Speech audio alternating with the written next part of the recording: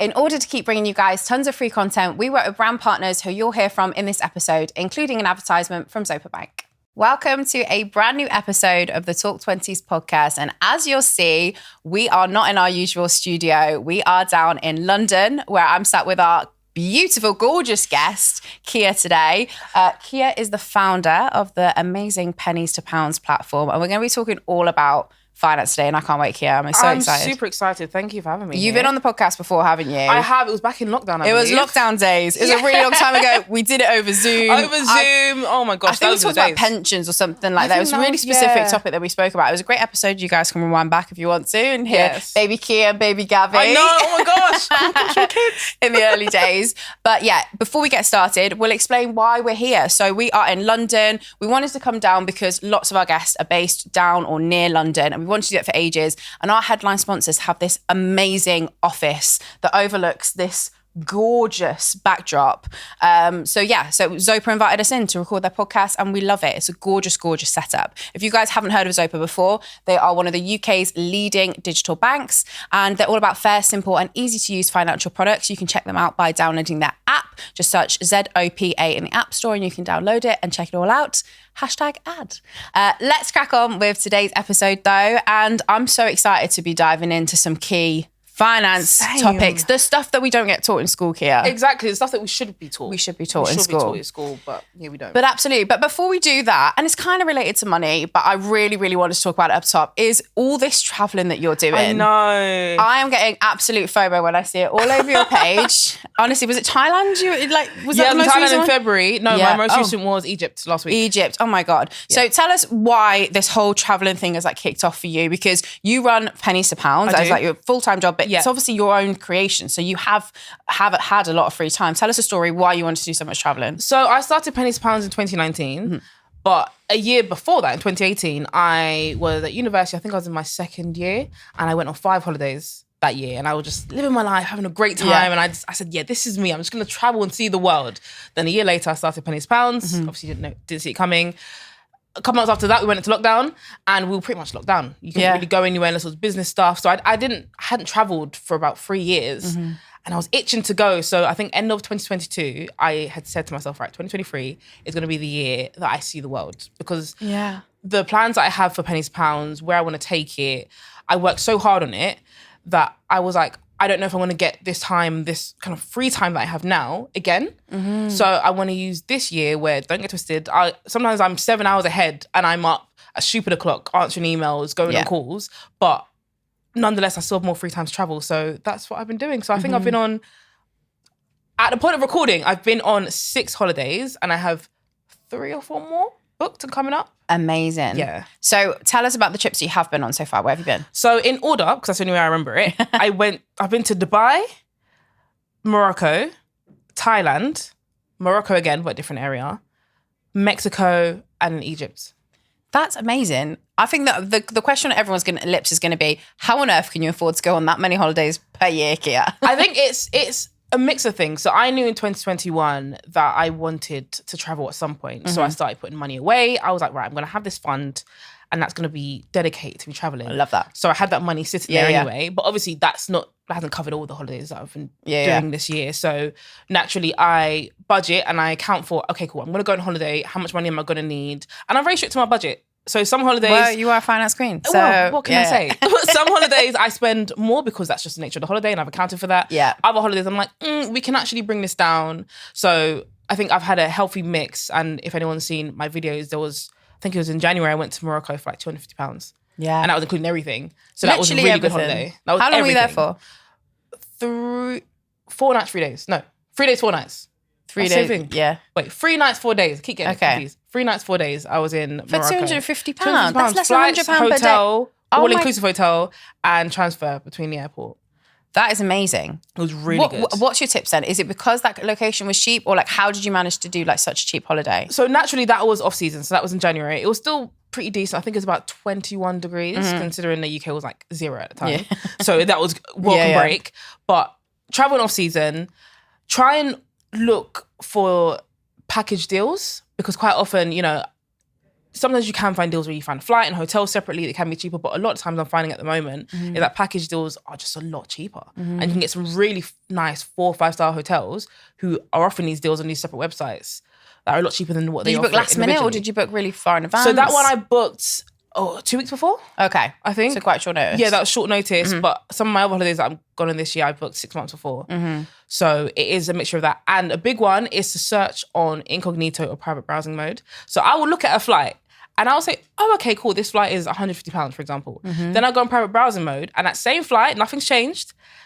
I've seen it for £110, £115. What a hack. I didn't even know that was a thing. Yeah. Like, obviously I use like different modes, but I didn't realize it was that different. I would never think to do the two like really separate. I always double check because sometimes it's the same and you're like, okay, cool, I can book normally. Yeah. Sometimes I book through private browsing mode. Why is that the case? Because your browsers have something called cookies and that basically stores where you've been, how many times you've searched things. So if the cookies show that you regularly search flights, which I do, it will say, oh, okay, cool, we can push up that price. We know she's going to spend this money anyway. Yeah, we know she's going to spend it anyway. We know that she's been to his website 3 times in the last month. Yeah. So that you'll see an elevated price. Whereas private browsing mode, you have no internet history. You have no cookies saved. So you will get the regular or a lower price than what you see in normal browsing mode. So it's not always cheaper, but sometimes I will check and I'm like, oh, cheaper to book it this way. And I did it in Egypt, actually. I think one of our connecting flights, because I was in Hurghada and I flew to Cairo so I could see the pyramids. One of the flights that I initially saw was about £70 return. I was like, that's pretty cheap. Yeah. And then I did private browsing mode and I managed to get it for £38. Oh my gosh. Yeah, it was a massive difference. So That's I booked obviously huge. private browsing mode, yeah. What a hack. And I think one of the other things you're doing as well is you're doing a lot of traveling but incorporating work in it. So you're getting trips like help and support to get, by working on them. Tell us a little bit more about that because you're going so very, very excited. I don't know if you're able to say on the podcast where you're going. No. So I have been creating content around travel because I think as a content creator, you always have this urge. I'm doing something, I want to figure out how I can create content from it.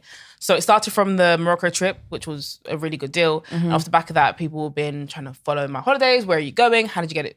If not all of them are super cheap, but if it's a good deal, how did you get it? And I must have mentioned an app that really helped me, especially when I was traveling in 2018, to get really good deals because you can put in your budget and it'll find you holidays that fit within the budget, and that comes with flights, accommodation, and one thing to do within your budget. Yeah. So I made a video on that, and that video did some crazy numbers to the point where I had actually crashed the app. You crashed an app? I crashed the app. People were messaging me in the TikTok comments saying it doesn't work. How can you say it works? And I was like, it does. And I checked, oh my gosh. And the brand had messaged and said that I crashed the app. Yeah.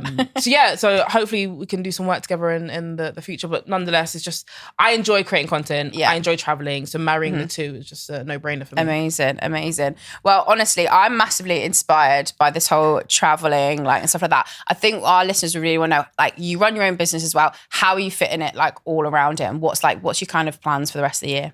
So the way I manage my time is sometimes there are time sensitive things. Sometimes I have meetings or calls that, it's like, oh, can we go on a call at 9 a.m.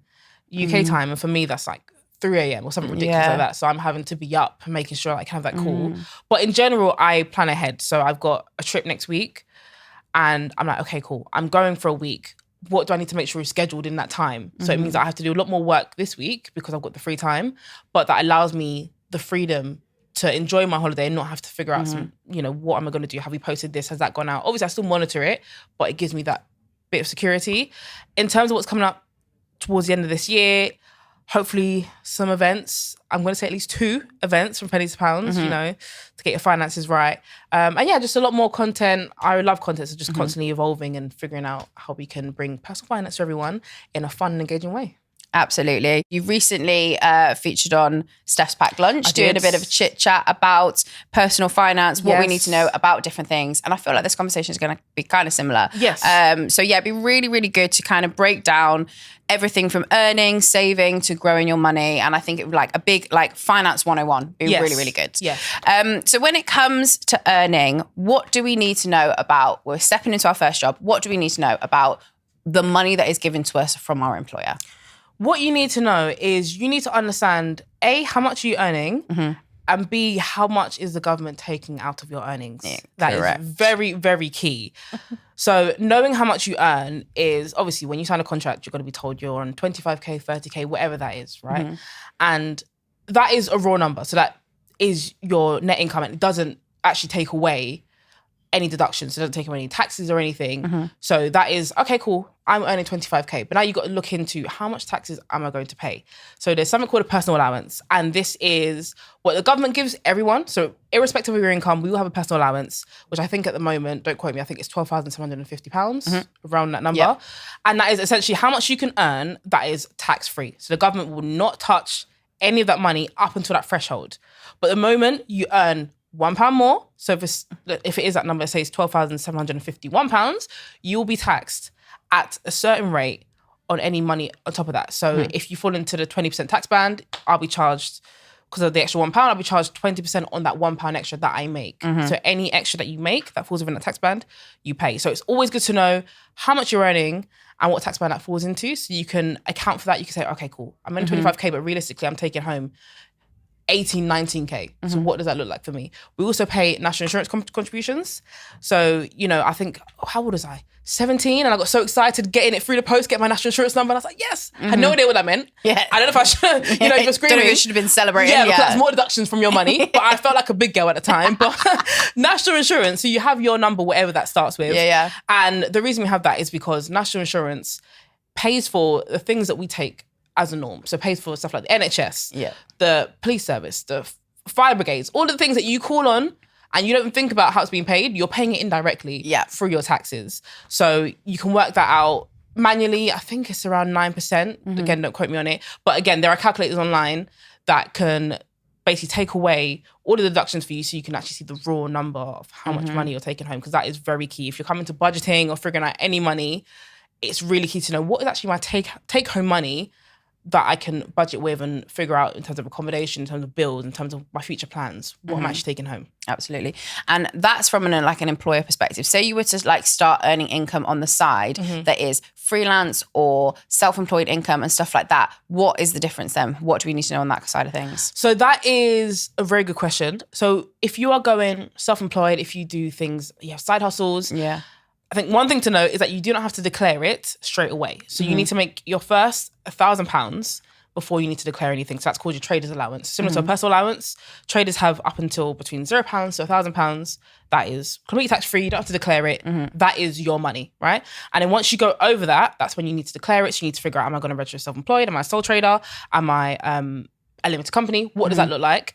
And then from there, you will start paying any amount in your income. But I know people who have their side hustles, maybe they do, I don't know, surveys, focus groups, and they're like, oh my gosh, should I tell HMRC? I should tell them I've made £50 from this survey. Yeah. You don't have to until you reach that amount. And then you can figure out, what am I doing? Is this more long term? How am I going to declare it? Because there are things, you've got to do your self-assessment tax return. If you are a sole trader, all of that just becomes a lot of bureaucracy. So you've got to know what are you doing, what does that look like.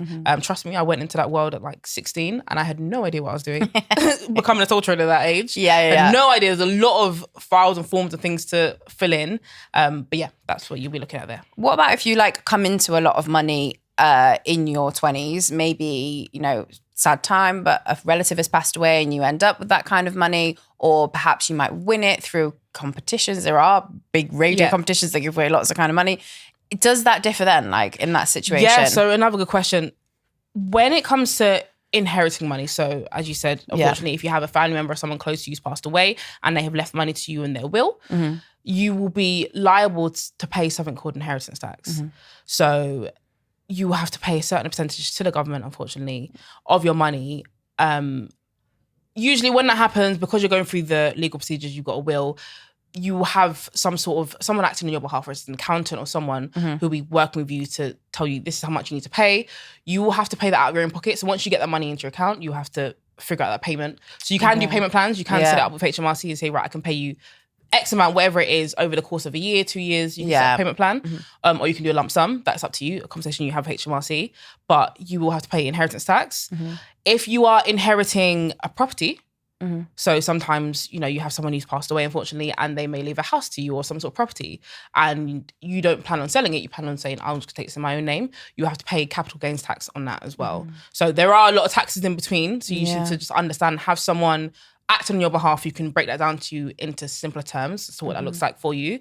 If you win money, remember I gave you the information, send me some money. Pass it back. We're taking commission on this, guys. Exactly. But if you win money, wherever you win it from will tell you what that looks like. Right. So I believe like things like the lottery are tax-free money. So Yeah. if you win from the lottery, if you win from certain TV shows, and Yeah. they say, oh, enter and you won a chunk of money, it's £50,000, tax-free. They will often stipulate tax-free. So when you get it's the that, benefit, isn't that it? is £50,000 your own money. But if it's not, then you may have tax implications that way that you may have to pay out that money. But hopefully you're entering something that is tax-free. So whatever money you win is all yours. Absolutely winning. I love that. So I feel like that was really the 101 on any kind of money coming into our account. Yes. And now I think it's really important to talk about like what we're doing with that money and thinking about saving in particular. Yes. Obviously times are hard with cost of living and stuff like that, but it's really important where we can. Obviously we all know this, we're told this, to save. What would you say were the best methods, apps, or to save money as a young person? What do you usually do? You use the 50-30-20 rule that exists? Like what would you So I think if I take it back to when I got my first job at 16, I was working at McDonald's and I wasn't earning a lot of money. I was earning like £4 an hour, nothing really. But I knew it was important for me to start saving. So I think anyone can take this on board. What I did is I set up every Friday, I set a standing order up. And a standing order is basically a set of instructions that you give to your bank to say move money from one account to another. So I just said to my bank, move money from my current account to the savings account. And I moved £5 every Friday that just went into my savings account. And I had a savings account that I could not see, in the sense of I had no online banking, so I had no access to it. And it was just transferring out. Even to this day, it's still set up. I haven't cancelled that. How old am I now? What was that? Wow. Like 7 years it's been going. Wow. So every Friday it just takes out £5 and that's just money I know just going in to my savings and I don't even notice it. So Do you know how much is in there? Or? I haven't looked at it. I'm going to have to literally one day go to the bank and have a look. I have no idea That's how mad. much is in there. That just feels like, you're just like a little Friday bill that you've just had to pay. Could have been like a coffee or something like that. Yeah, I mean, what? That's £20 a month. I barely see it go. Yeah. And I don't know how much money's in there. I should probably have a look. I'm probably just going to be celebrating with the money in there. I would probably say. Yeah, good chunk of money in there. Yeah. So standing order is always a good way to go because you can pick an amount that suits you. So it doesn't have to be £5. It can be less than that. It can be £1. Yeah. It can be more than that. It can be £50. Whatever amount is comfortable for you, you can pick an amount that goes from one account to another. It doesn't have to be weekly as well. You can do it fortnightly, monthly. When you get paid. Yeah, however often you want to do it. Yeah. But I think that's a good method. I know people do the 50-30-20 rule, which is 50% of your money onto your essentials, so your bills, anything that you've got to pay for. 30% on to your needs, so whatever that looks like, and then 20% onto your wants or your savings. That is a good method. That is a really good method. It's not the one that I implement personally. What I prefer. I think it's hard to stick to those numbers. I think it is very hard. Especially nowadays in the cost of living, I think that might have been a thing maybe like 10 years ago when maybe salaries were better in comparison to how much everything costs. Yeah. I wouldn't say to people beat yourself up if that's not possible for you, because it depends where you live. It depends what your circumstances are. Exactly. And like if you live in a major city, maybe that 50% of your needs, which includes housing, might be 80% because it's quite expensive. So you can't really stick to those numbers. Obviously, if it works for you and it's a good baseline, I do think it's good to have a look at. But what I prefer to do is I like to budget. I'm a big budgeter, but I do the zero-based method, which is essentially where you have your income and you budget everything down to the last penny. So all of my money is allocated somewhere. So I will take my money and I'll say, okay, cool, this is how much money I've got for this month. So I'm going to say, how much do I need to pay in bills? All the essentials, I'm going to go for everything I need to pay for first. Yeah. And then I'll break it down to my wants. So there's anyone's birthdays, anything that I'm traveling, anything that I need to also account for. And I also break it down to my savings. So how much money am I going to put into this savings? How much is going to go to my ISA? How much is going to go to this? So every single penny goes somewhere. And I think that is really key because quite often people find themselves mid-month, I'm struggling for cash. Where's it all gone? Whereas if you budget it all down, essentially the idea is you should have everything allocated, that you shouldn't have to come to the middle of the month or be waiting for your next payday. You've got everything down. So you've got that there. And another one I like to do, little bonus one, is have a fun fund. I love a good fun fund. So this is basically a pot of money that you create. I was going to ask you the question, what if something spontaneous comes up and you're like, I really want to go out with my friends, but you've done your zero-based budgeting thing and you're like, it's not going to work out. The fun fund. The fun fund. And within that zero-based budget, I would allocate money towards my fun fund. Yeah. So there's a chunk of money that I'll say every month, I don't know, that could be £100 that you put aside every month. And you say, right, let's go into my fun fund. So this is, like I said, you get a phone call from your friend and say, do you want to go to brunch today? And you're like, of course I do. Yeah. You can say, okay, even though I didn't account for it, My fund is there, and it's for stuff like that. Stuff Things like that, you enjoy, yeah. even shopping. If you want to buy new trainers, you want to buy something, that's what your fund is there to cover. Absolutely. Now, right now, saving, sometimes if you put it in certain places, like with what's going on with inflation, it means that we're in some situations losing out on money because everything's going up. But there are methods and ways to grow the money that we have. Yes. And that is through, you can do that through investing. Yes, you in can. terms of young people getting started in that, where would you kind of say, what do they need to know as like basic 101? Investing can seem like a minefield. Yeah. And I know as someone who's in this space, there's so much jargon floating around that I can be like, what on earth are you talking about? First things first is when you come to look at investing, you need to understand your long-term goals. I think you can't put any money anywhere until you figure out what your long-term goals are. Or what your goals are in general. It could be short-term, could be long-term. Yeah. But you need to figure out, what do I want my money to do for me? Do I need it in 5 years' time? Is it for a house? Is it for a new car? Is it just for my retirement? What is it for? Because that will help to dictate where you put that money, because there are different risk levels to the assets that you can invest in. So for example, let's say I'm saving for a house, right? And that's my goal. In 5 years' time, I want to get a house. So any money I put into this investment is going to be towards my property. Because I know I want to buy a house, you might not want to take as much risk on that money, because if it goes down and I've lost money, I'm going to be like, oh my gosh, I can't afford my house anymore. Yeah. So you might want to be take a bit more caution with your investments. So if you go through the different investment classes, just to keep it simple, we have stocks and shares, which is essentially where you're buying a part of a company. So you will get paid things called dividends, which is essentially the company makes a profit in the year and they pay out their shareholders, which will be you because you own a share in a company, and you get a share of that profits. That's what it is. You're buying a share of the company. You can also invest in something called bonds, which is essentially like an IOU. So I guess a common bond is government bonds. So the government might put out a bond. They're basically trying to borrow money. They're saying, we need to raise finances.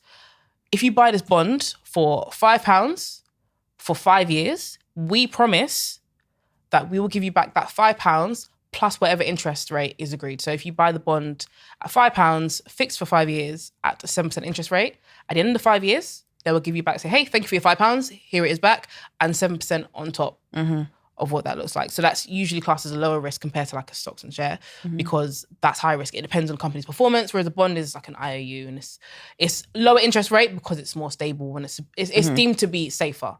Okay.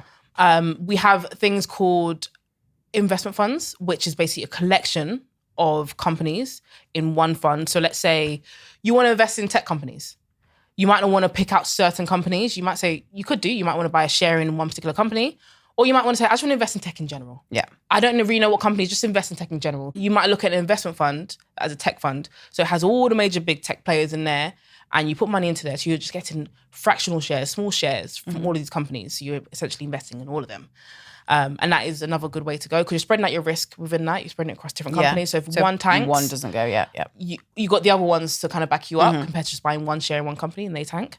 So I guess those are kind of like the main ones that you hear about. Obviously, there are alternative ones like crypto and investing in precious metals and stuff, but those are kind of the main ones that you'd be looking at. So understanding that, and then just figuring out where you're going to put your money. You know, what platform you're going to pick. All these platforms have different fees and different things attached to them. So understanding what's going to work for you, what's easy to use. I think that's also really key if you're a beginner. Some of them are very convoluted, which is great for people who are intermediate or understand investing more. If you're a beginner, you might want to find an easy to use platform to get started. But once you compass all of those, then you should be good to go.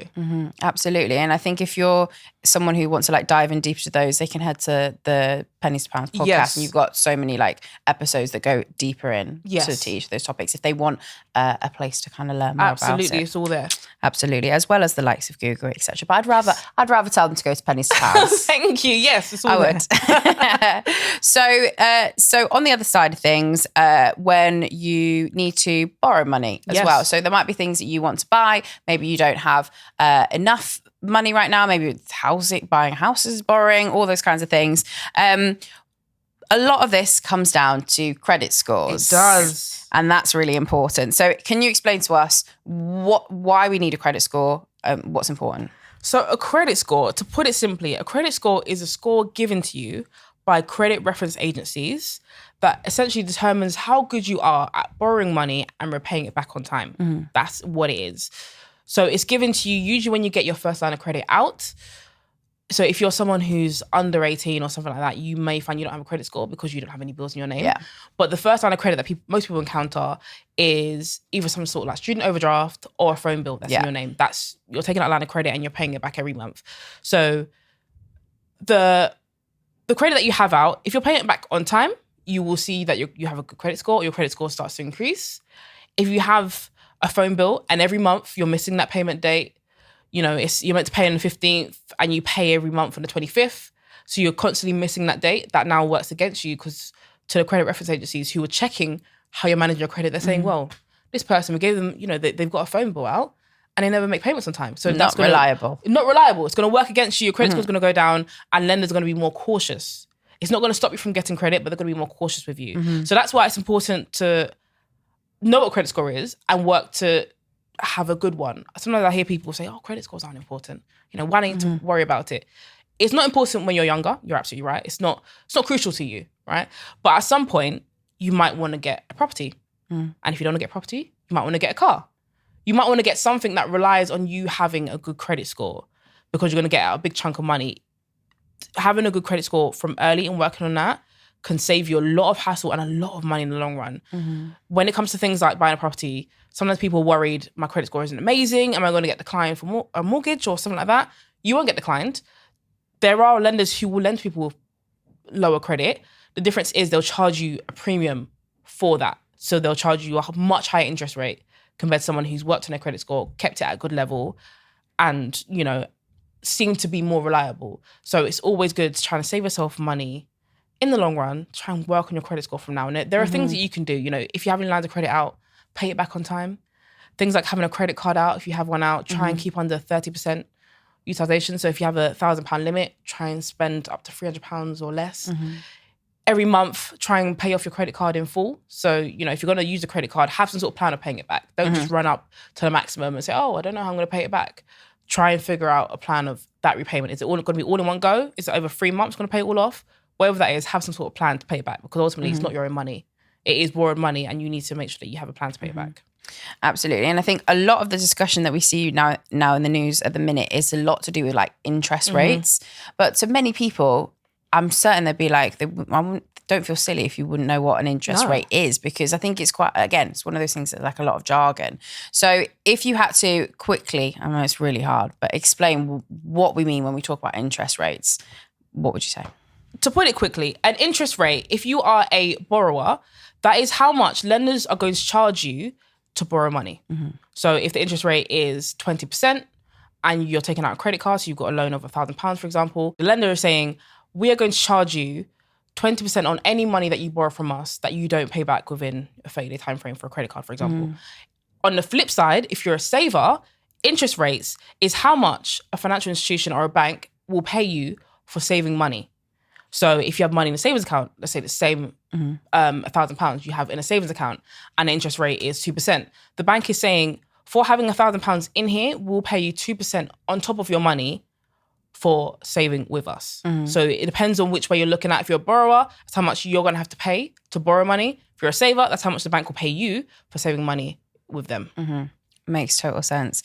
Kia, I feel like that was an amazing whistle stop tour. Like if every young person or person in their 20s listened to this episode before stepping out into the big wide world of adult life, I think they'd be well equipped. I hope so. I think they would. I think there's a lot of stuff that's here that we should be taught way earlier in our lives, and some of this stuff might be simple in some situations, and some of the stuff you might be hearing for the first time. So it's important that we make sure that everything is kind of covered here.